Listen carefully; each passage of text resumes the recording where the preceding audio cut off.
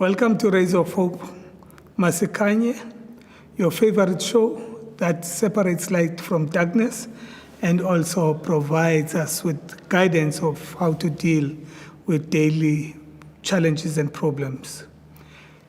In God's word, we are counseled that the Lord is my light and my salvation. Whom shall I fear? And today we're going to use God's light to discuss some of the challenges that we are facing through the pandemic. With me is Dr. Luyanda Mbanga. Welcome, Dr. Mbanga. Thanks, Prof. Nice to be here. How are you? I'm okay, thanks, Prof. How have you been? Fine. Great. What has changed? With COVID, a lot of things have changed and things are not the same. What has actually changed? What have you noticed? Yes, thanks, Prof. So the one thing we know is that a lot has changed, evidently around us, at work, in our circles. There's a concept of new normal which has been sort of heard around, whereby essentially what it speaks to is that as long as we still have COVID-19 as a pandemic, there's a lot of adaptation that has to be done. One, we have to normalize wearing masks every day. Two, we have to normalize sanitization of our hands. We have to sanitize our hands. And I think something which we've observed is that we have to continue with social distancing, especially in the context of gatherings. I'll be specific for one factor of funerals and churches.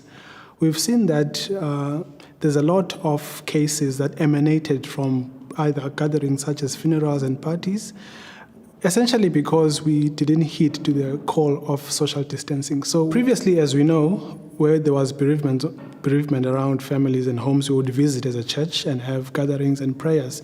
But now we have to sort of try to minimize that. And where possible, we have to, in fact, have those done virtually. And again, our churches, we have to follow the national guidance. If it's 50 people, we have to be 50 people. And even there, we have to check our temperatures, we have to check we have to check if we have symptoms or not. So that is all the new normal. Now, one may ask, how long is this going to last for? There's unfortunately so much uncertainty around us. There's scientific uncertainty, whereby scientists, there's one thing today, the next day there's something else. And one thing we know about COVID is that everything is happening and there's evolution of data and of science every day. So we have to adapt appropriately. But we certainly have to, have a paradigm shift in how we do things. Let's try to minimize contact.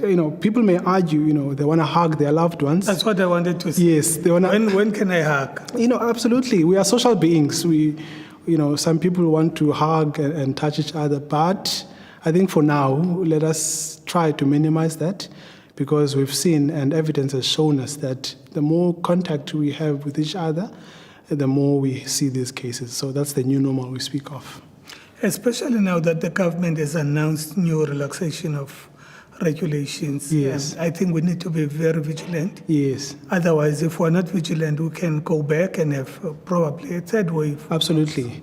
In fact, Prof, talking to that, people must understand that when government imposes these regulations to us, they are merely guidelines, but we still have to discern and use our own discernment, whereby saying opening churches does not necessarily mean we always have to gather in a church. So we still have to individually look at our own circumstances. We know people have different comorbid conditions, so we still have to look at our own and come with our own recommendations among friends and family. And churches. And churches, absolutely. So what we've seen, the moment there is any relaxation of COVID-19 regulations, we see people go out, have parties.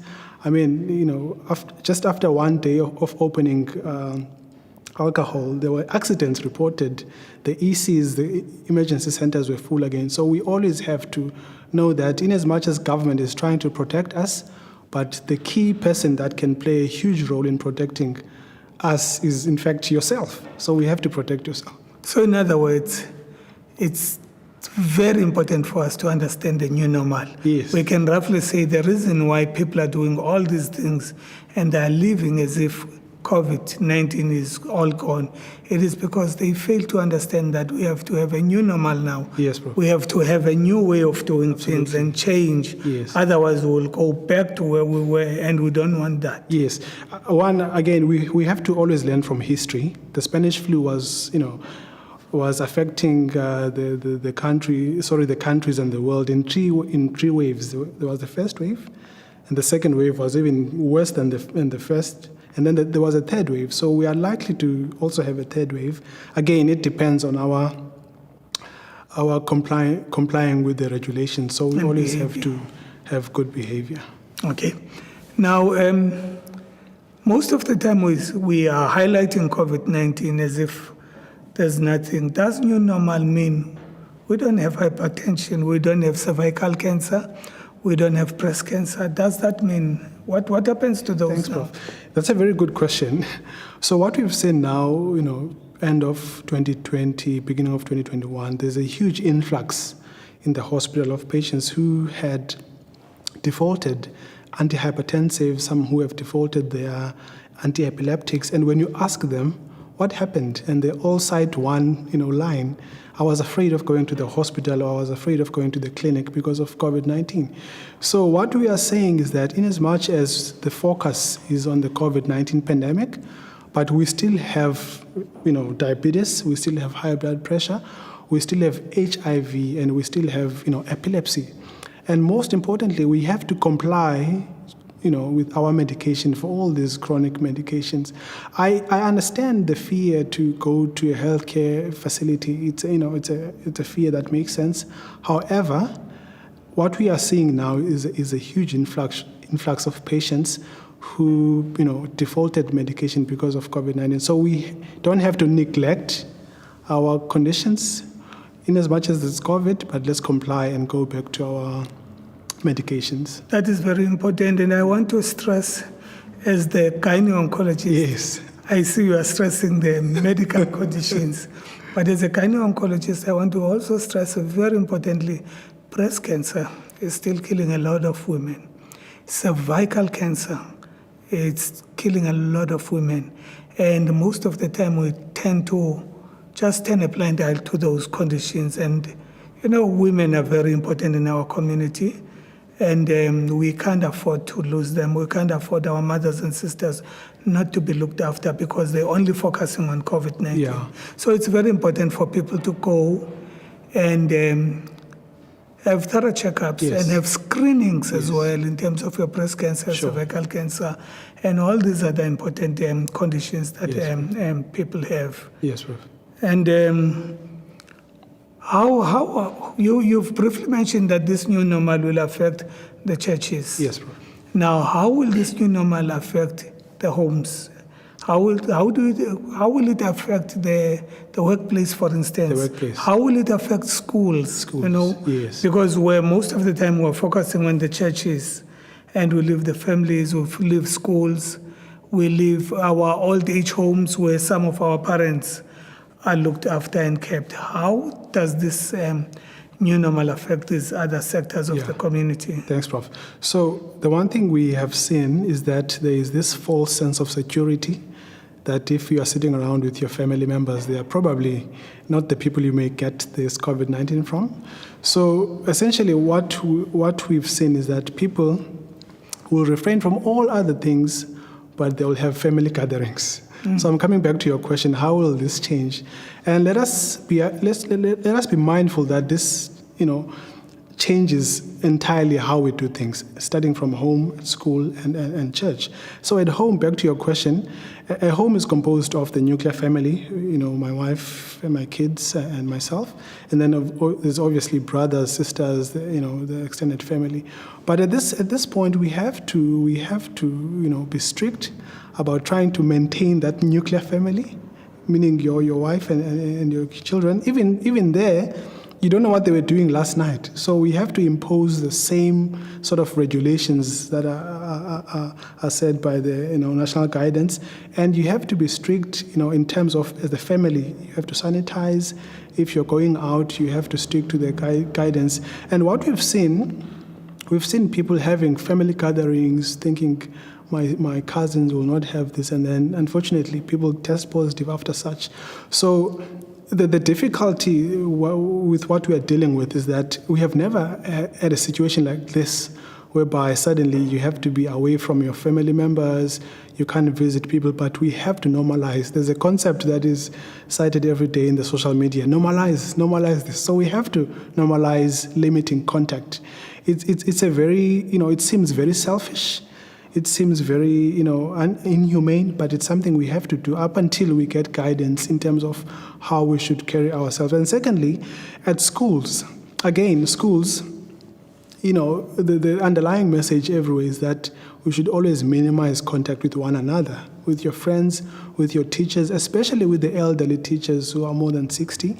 They have to minimize contact with the younger generation. Again, one may ask, how is that possible? Because I'm a teacher, my role is to teach students, but we have to move slowly to these virtual platforms, at least until we get herd immunity and a bulk of our population is immunized, then maybe things can change. Which means a lot of discipline. Discipline, yes. Has got to be there. Yes. And self-denial, I think it's one of the things. Absolutely. You cannot go out and socialize and do things as before. We'll have to deny ourselves of certain things now until we know. And as you've said, a lot of information is emerging on a daily basis regarding COVID. What was true yesterday may not necessarily be true today. Actually, we can have an additional issues today. Yes. So it's very, very important for us to remain disciplined, to remain focused, to remain vigilant. Vigilant, absolutely. So that whatever the government is bringing, we look at it with open eyes and with all the wisdom that is available. Yes, Prof. What do you want to say to our community regarding the new normal? Thanks, Prof. So, in fact, new normal and the COVID at large. So, the one thing we have seen when this started is that it was predominantly affecting people with comorbid conditions. That's number one. And number two, it was affecting people with obesity.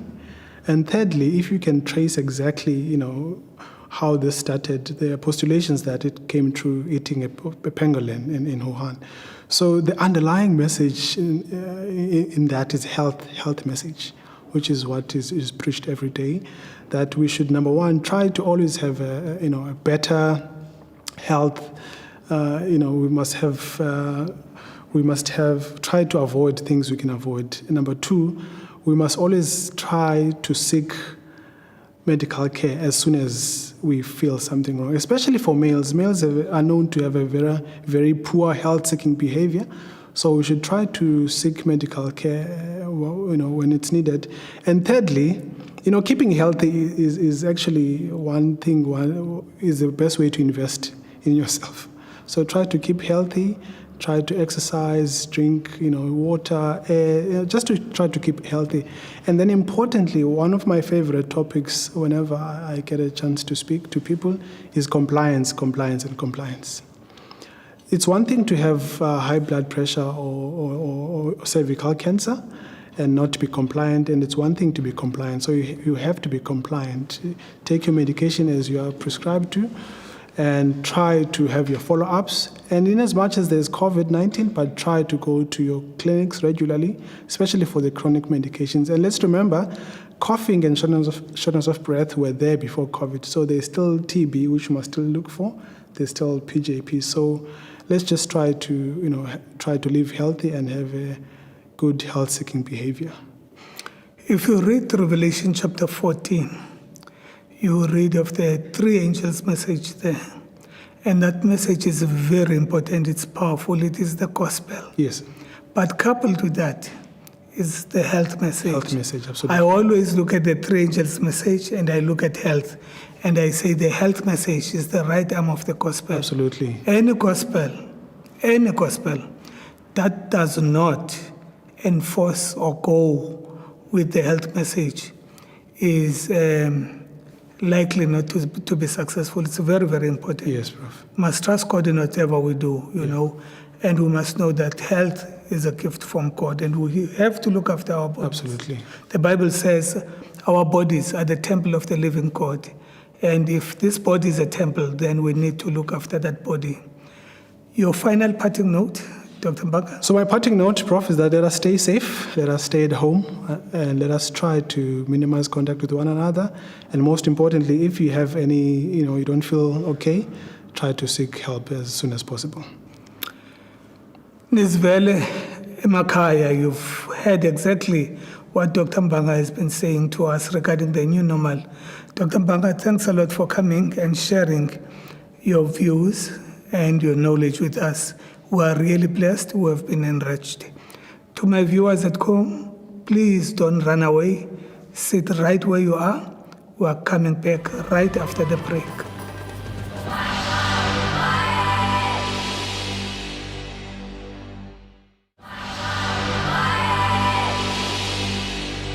Welcome back to the Rays of Hope, Masikhanye, a show that is aimed at individuals, families, and community so that we can sit around, share the light that God has given us, and spread that light throughout the world.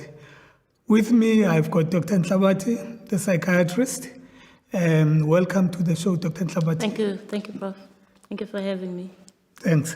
Let's talk about stigma.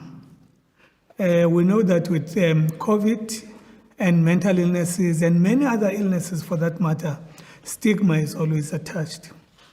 What is, why stigma? What do you do as psychiatrists in terms of making sure that we are out of this? Yeah, I think maybe we should first look at understanding why we have the word stigma and what it is a result of. So stigma is mostly associated with fear. Fear of the unknown or fear of something that you don't quite understand and you have no information about and it looks dangerous, So stigma exists, for example, in the context of mental illness where we don't have enough information in our communities for people to be able to recognize somebody that is ill. Most of the time, people who are mentally ill are shunned by their relatives. People assume that mental illness equals to people that suffer from mental illness that we normally see, homeless, walking the streets, In the context of COVID, it's also fear that leads to stigma because we are scared of dying. And as we spoke in the earlier show, it's something that people are not used to. Fear is a normal human response. It's about survival. Fear allows us to be alive. You can imagine if you were living as a caveman before, and you were hunting in the jungle somewhere, fear of a lion roaming around is what would make you stay in your cave overnight in order to be safe. So we are always trying to survive, and that fear leads, or that fear encourages our survival. So what can be done in order to address stigma is that information should be made available. I like that. Information, very, very important. Yes, and it's not, stigma. and it's not just a responsibility of medical professionals. The church, the religious community in South Africa has a responsibility for providing congregants with proper, scientifically proven information. Which is what we're doing now. Which is what we are attempting to do now.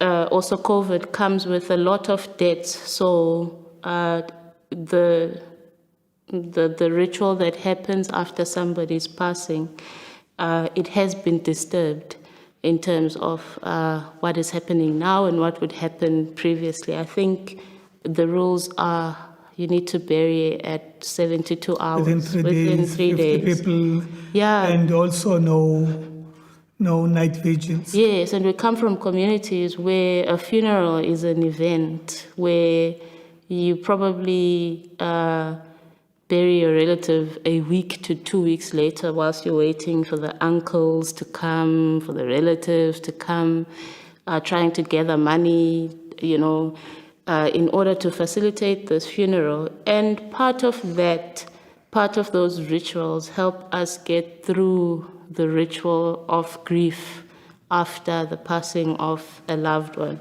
In terms of coping. Yes, in terms of coping and coming into terms with the fact that the person is no longer here. So what is happening now, we are not getting the opportunity that we used to have before, where we would go through the process with our families. And that is causing a lot of distress in families. Families are fighting with each other. You didn't come to my mom's funeral. I'm not going to your mother's funeral. These are the dynamics that are going on in our families. And those dynamics will be fixed if information is provided, if church organizations say to their congregants, it is okay to not need to have a night vigil. It's okay to not need to have food after, or it's okay not to have an after tears party, for the whole night. So in other words, this information has got to be there and be provided. Yes. Not only once, but it should be over and over that is again by the ongoing. relevant stakeholders, yes. So you also asked about stigma in the context of HIV and Yes. vaccines. That is another Especially big problem. vaccines. As we know, they are going to be here now. Yeah, so I will be first in line, if I can, to get the vaccine. And the thinking is, I think one should learn from history. And if you look at certain challenges, it's better to look at what happened before, because nothing is new under the world. Even Solomon says there's nothing new Yes, under there's the nothing sun. new. Most of these things have occurred before, or scenarios that are similar. And if we look way back at the Spanish flu, yellow fever, etc., polio, for example, diphtheria, tetanus, these are all diseases that are life-threatening, that we have been able to survive as humanity because of the presence of vaccines. So maybe I wouldn't be here, maybe you wouldn't be here. Life expectancy long ago was at a low level. It was a miracle if you lived past the age of 30, but now we've got people living to the age of 100 because of vaccines that worked in the past in similar circumstances such as these. So where can we access mental help? Well, there are several organizations that are available. I think most of the organizations now are easily accessed over the internet. So you've got websites like the one for the South African Anxiety and Depression Group, SADC. They have call centers where you can call and have a therapist talk to you, and a therapist that can direct you if they see that you need further professional care. There are websites like Dementia SA. There are videos on these websites that will tell you about different types of mental illnesses, what medications are used for those, and what community groups or like support groups are available in these communities. For example, Narcotics Anonymous, groups for people who are caring for patients that suffer from dementia. There's a lot that is available out there. For people that don't have access to the internet, the local clinic is your first port of call. I like that. The local clinic always Yes. is available, readily available to us. And I think that's where they can channel us and take us to the right direction. Yeah. I just want to know from you, do you think we'll be seeing more of mental health disorders with the COVID-19 pandemic and in the light of the vaccine? I think, And why? well, these are still, I suppose, data that still needs to be gathered. We don't know much about COVID, and the long-lasting effects of having had COVID and the effects of humankind having gone through COVID. So there have been anecdotal papers citing fatigue, chronic fatigue syndrome, where it takes you a very long time to regain your physical energy. It can take 3 to 6 months after having suffered COVID. We've seen a lot more anxiety disorders popping up. We've seen mood disorders, particularly depression, popping up. But this is all now during the acute to intermediate phase. We are not sure what will happen as sequelae to COVID in terms of neuropsychiatric symptoms in future. So it remains to be seen. You have mentioned something very important, that human beings are social beings and they need to socialize. And I know we have touched this, but I just want us to go back to it once more. In terms of churches that are closed, in terms of us not being able to see our relatives, we can't socialize. What do you think? How can we cope in that situation? What is the solution? I think there's a lot to learn. There's a saying that says, necessity is the mother of all invention. Well, the internet was not invented now, but there are companies like Zoom, for example, that were relatively unknown pre-COVID. Zoom is a platform where you can have video meetings. And platforms like that can be used, firstly, to maintain contact and connections between families, but also to maintain contact with your larger social support system, which would then involve the church or a golf club that you belong to, where programs such as this one can be used. So, for example, church services being scheduled at the same time every Sunday, but the difference being that it occurs online. I think the other thing that we need to come to terms with is COVID is still going to be around us a lot and for a longer time, and we have to be able to adapt to change. And if we are not able to adapt to change, to be open enough to reach out, to seek help, whether through pastoral care, whether through your local clinic or through friends and family. So that means as a church community, we have a lot of responsibility to support one another, to see to it that each member of the church is well supported. Yes. As you've correctly mentioned, Zoom is available now. We can have our Sabbath worship services over Zoom. Yes. And we can actually fellowship over Zooms, and families can come together. Yeah, from all over the world. They don't and meet need to over be there. Zoom and talk. Yes. We before we had telephones that we could use, but now we can actually see one another via Zoom and chat. And more than anything, I think we still need to support one another in prayer. Yes. Prayer is very, very important. The spiritual aspect of the whole issue can never be undermined. Definitely. I think it's very important for us to have trust in God and to pray wherever it's possible.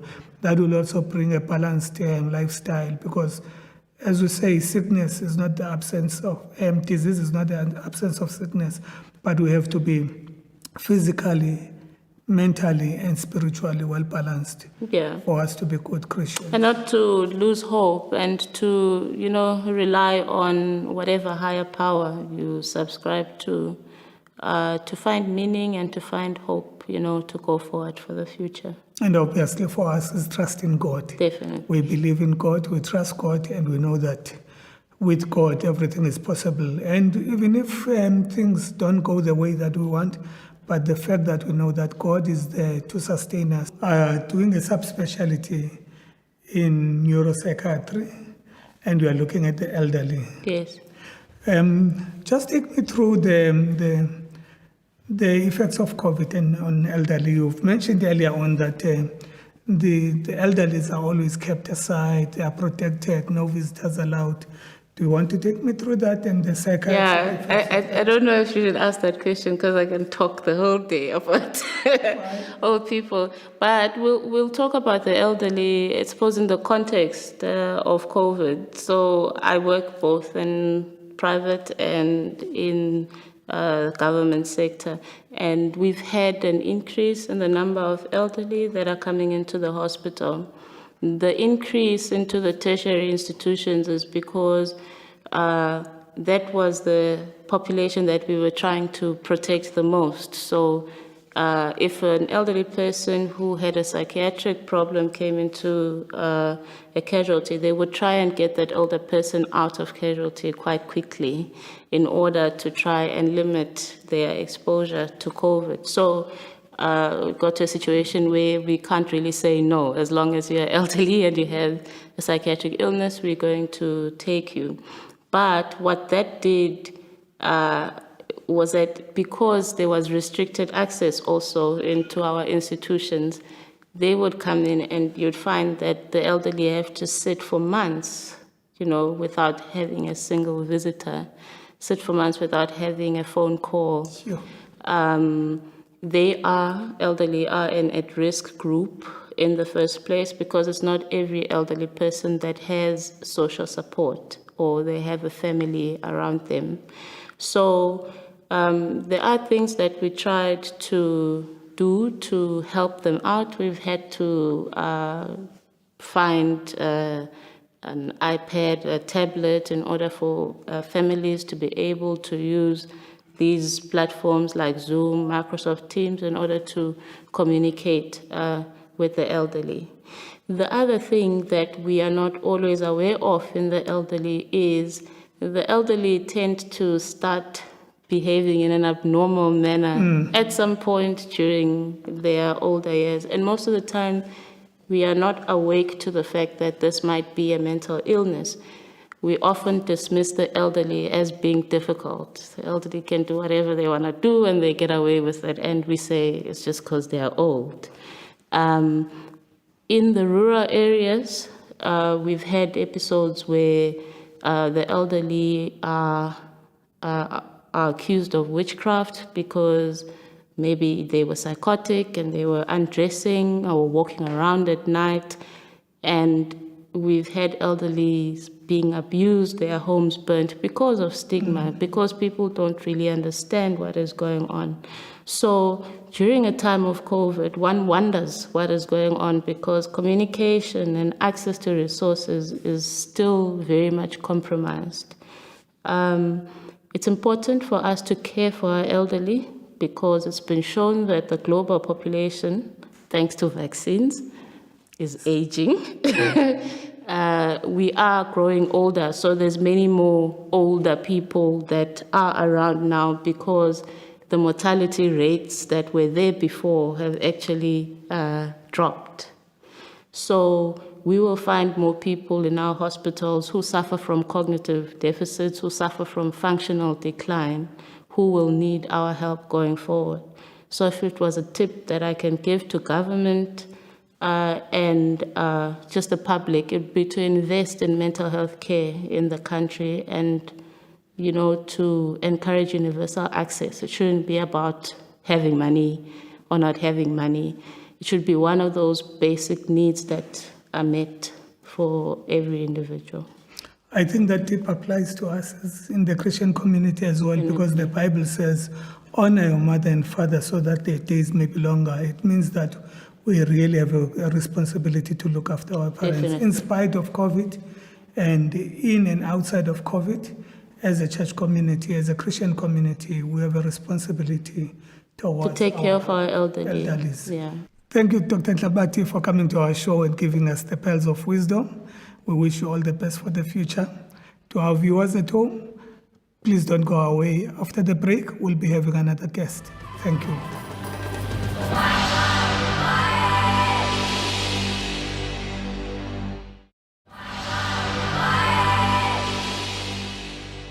Welcome back to the Rays of Hope, Masikhanye, a show designed for you at home to navigate through light and darkness. You will remember that in the past few weeks, we were looking at the pandemic and how to navigate through the pandemic. This week, we're busy looking at the new normal, how to live in the new normal and what the new normal entails. With me, I've got Pastor Andrew Gross. You will remember Pastor Gross is our clinical pastor. We spoke to him. Pastor Gross, welcome. Hello, Doctor. Are you fine? I'm doing very well, thank you. Thanks for asking. We are busy talking about the new normal. Tell me, what is new normal? It's quite an interesting concept to talk about new normal. And it's because of the changes that society have undergone over the last year. If we think about exactly 1 year ago, there was no mention of masks. You would have seen on the television as they covered the news of what was happening in China, that the people would be walking around with masks, and you didn't think that in a year's time we will be sitting here and we have our masks in our pockets, we have a mask in our bag, we have masks in our car. Everywhere where you get, there's masks. Even when the children have to go back to school now, you get the sense that there's something new, and we have gone past the point where we feel that it's going to come to an end soon. Initially, when there was a mention of lockdowns and that, travel bans, and everybody was like 2 months, then there was no, let's look at November, and now we're in February of 2021, and we don't ask those questions anymore. We kind of accept that this is the new normal. Thank you. How does this new normal impact on individuals, on churches, on families, and the community at large? Because we are relational beings, our individualism is even located in that we are born into community, we're born into a social structure. That question, if it impacts the individual, it impacts the community, it impacts the family nucleus. So I'm going to talk about it in that sense, that if we're going to talk about the individual, Okay. I think most of the impact that we have felt is the sense of social gatherings in the Christian or in the religious sphere, the religious gatherings that have been impacted by the various protocols and prohibitions, if we can use that word. It's a heavy word to use, but we understand what it means in this context. It's to say that we need to rethink how we do things. If you want to go and visit your elderly grandparents, you have to ask yourself, but where have I been this week? What kind of exposure have I been experiencing the last week? And you think about the individual in their capacity as a employee. They had to rethink, how do we do work? I think one of the things that we realize is that working from home has its benefits, but it also has a lot of challenges. And from a personal experience, your children are at home, the school holidays have been longer than anticipated, you have to get back to work. So there's that impact that can become stresses in your personal life. Now, if you bring it over to your sense of community, I think it's actually been a little bit difficult for us to understand, where do I fit in? And in a previous show, we talked about how this has taken away from us. How can we get involved? If I think about my impact at church, how can my church get involved? As a community, we kind of, what do I do next? This new normal, should I go on with my plans of planning an overseas holiday? You have this, that you see children that have moved or immigrated overseas, parents get sick. How do I navigate that? So this new normal has impacted us individually, as a community, as a religious community as well. As a clinical pastor, how are you hoping to navigate through this whole idea of a new normal in terms of your work in the hospital and in terms of your work for the church? Okay. We have been created resilient beings. I like to put hope in that context of resilience. And if you have to think about what resilience is, if I push you, you do get close to the ground, you don't fall over, but you come back again. That kind of aspect. And we've been created with that ability as human beings. And I think saying new normal and coming back to 2021 would have been a new normal, because we've seen advances in technology. If you have to think about 10 years ago and you have to tell people that you will just tap your card, or you will just use your phone as a virtual banking card, people would have thought, so new normal has actually been there every single generation, every single year. There is something like that. And we need to get that perspective that although this has been a shock to our systems, we are created with enough tools in order to navigate this pandemic. As a clinical pastor, your awareness of mental health and its place in the new normal, I'm sure we can never overemphasize it. What do you have to say? I think we have to move past the point of raising awareness, because that's been a message of government, that's been a message of your institutions, let's raise awareness on mental health. And a lot has been done in order to raise this awareness. But when you get to the practicality of it, and this is where the experience as a clinical pastor has opened my eyes to it, is that we tell people, go for therapy. As I was driving here this morning, one of the radio presenters said it's very close to her heart. Miss South Africa is busy pushing that agenda of raising awareness for mental health. But where do people go for that? Do we have enough registered counselors within our institutions? Is the influx of people that are now looking for the support, do we have enough service providers in order to give that service to the community? And that's where I think the pastor can play a role. We have training in basic counseling, and I think it's up to our pastors to invest in this field. There are many platforms, many avenues that they can follow in order to equip themselves, make themselves a little bit more useful to the current pandemic.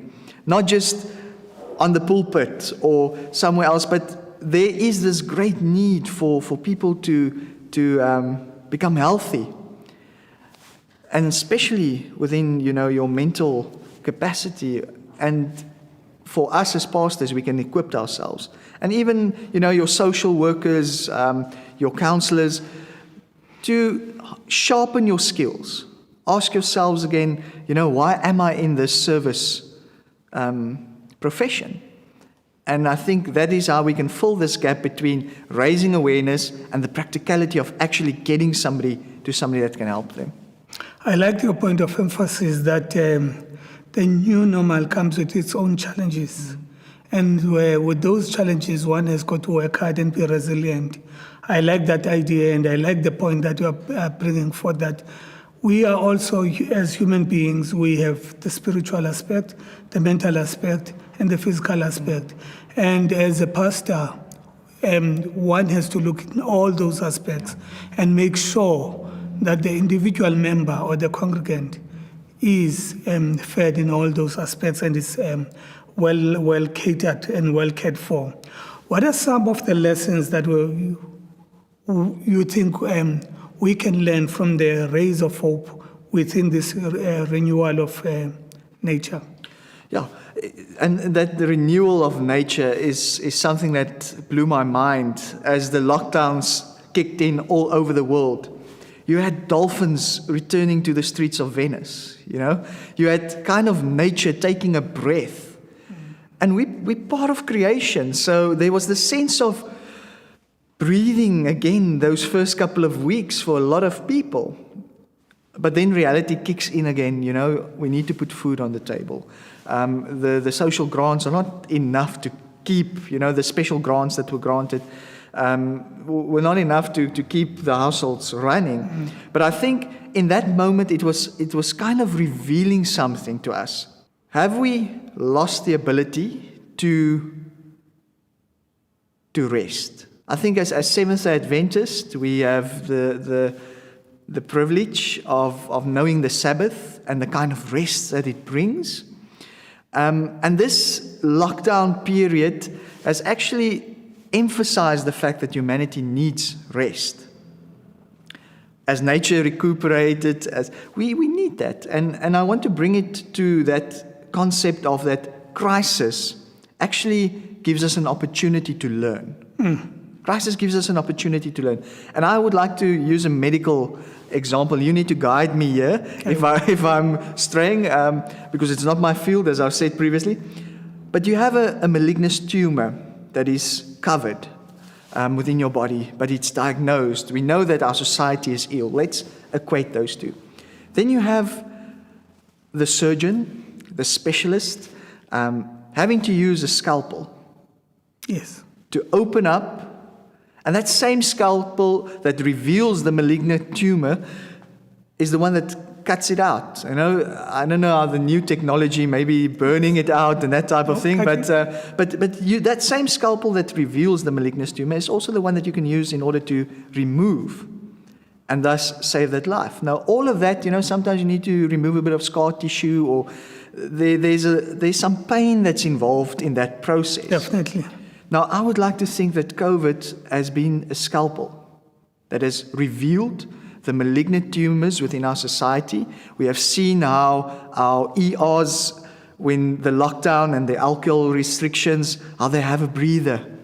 And then as soon as alcohol is reintroduced into our societies, you see the ambulances lining up at the hospitals, and you have your trauma, you have your abuse, you have all of that coming back. And I'm using that example to show that this has actually revealed to us where are our malignant tumors within society. And we can use this to allow society to become healthy again. So that to me is a bit of rays of hope within this darkness that the pandemic has brought within, that we can use it as an opportunity to learn where is the illness within our society, and we can address it with the same tool that has revealed it. I like it when you say COVID has actually revealed certain illnesses and deficiencies in our community. And indeed, I think it has. And it's up to us as a community to learn and to pick up where we've left and to move forward. This is our last show. I just want you to say something to the viewers at home in terms of hope in this new normal that we are living. Something to the viewers, something to the church, something to your own colleagues that are out there who will be leading the community throughout this new normal. What do you have to say? I would like to say we are fearfully and wonderfully made. And that gives us the ability to navigate these troubled waters. We have a living God. We have a God that is not sitting somewhere up on his throne and just seeing what's happening here. He's with us in this time. But he's also called us to responsibility and accountability towards our shared humanity. And as God asked Cain, where's your brother? And he says, am I my brother's keeper? I think society has taken that stance for a long time. And we need to realize that the blood that is dripping from our brothers is calling out to us towards responsibility and accountability. And we can only do that if we take up the mantle of serving one another. If we acknowledge one another as brother, as sister, if I can see in the stranger's face my sister, my brother. I think that resilience, that fearfully and wonderfully made will actually help us to get stronger out on the other side, or at least live in this new normal with a sense of purpose that has not been there for a long time within our societies. In other words, we have to work side by side. We have to work side by We side. have to assist one another. Otherwise, the new normal will be difficult for all of us if we don't work together and strive forward. Yes. I like that analogy. I like the way you've put it. And thank you very much, Pastor Hoos, Thank you. for coming to the show was a and privilege. sharing the knowledge with us and with our viewers. Thank you. To the viewers at home, I just wish to remind you that God has given us a responsibility that whenever we have received light, we need to go out and share that light with the rest of the community. And I wish to challenge you today to go out and share that light. Remember, this show is about sharing the hope and the light that we have. Let's go out, let's share the rays of hope. Masikhanye during this week, not only during this week, Masikhanye whenever we have an opportunity to shine. I want to remind the viewers as well that if you need prayers, we have our email that is displayed on the screen. If you've got questions, please feel free to contact us on the email.